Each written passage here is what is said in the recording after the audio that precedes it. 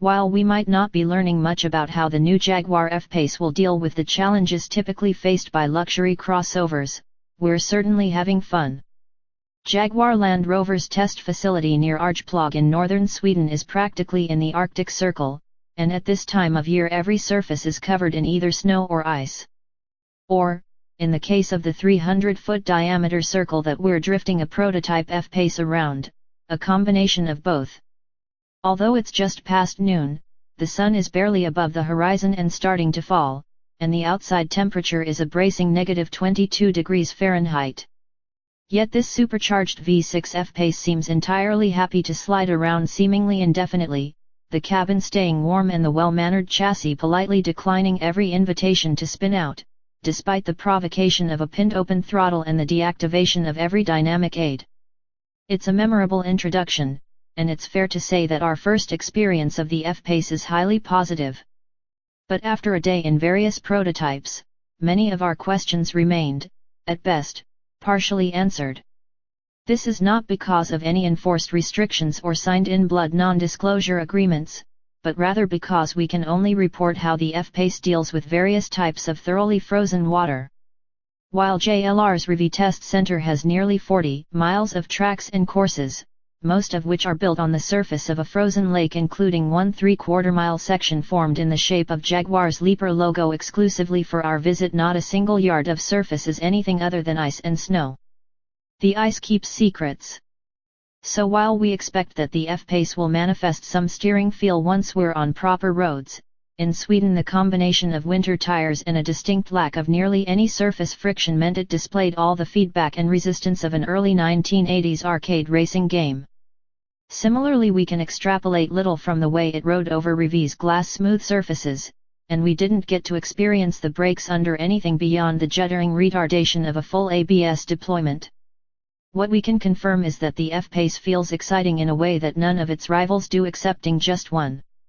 Yes, Porsche should be very flattered, and the Jaguar development team admits as much. The Macan was launched after engineering of the F-Pace was already well advanced, delivering the sharp realization that it was good enough to effectively reset the segment's benchmarks. The Jaguar originally was being developed with the target of beating the BMW X3, but the Macan caused the program to be paused for several months for things such as retuning the suspension springs and anti-roll bars to be stiffer. According to the development team, that's also when the F-Pace went from being an SUV to what we're told to think of as a sports crossover. Not that such a delay means much in the overall scheme of things. The F-Pace could charitably be described as being at least a decade behind the rest of the luxury segment.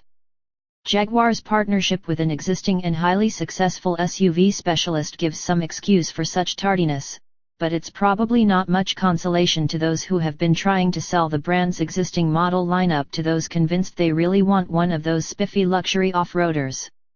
To get away with being this late to a party, you have to either sneak in very quietly or make a grand entrance. The usual powertrain suspects.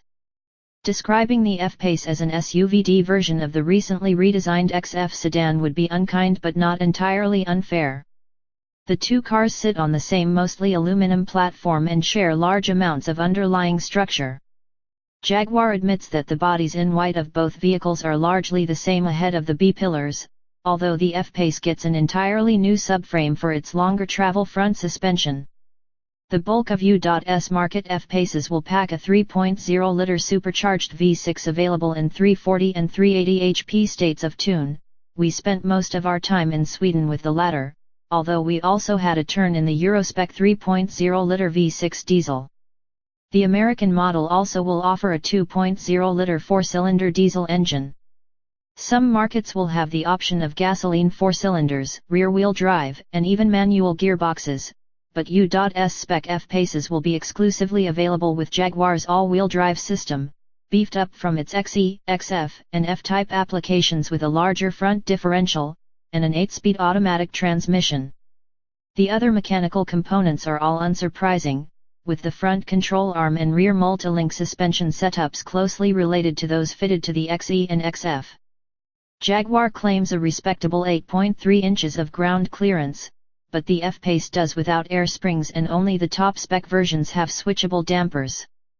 Variable ratio electric power steering is standard.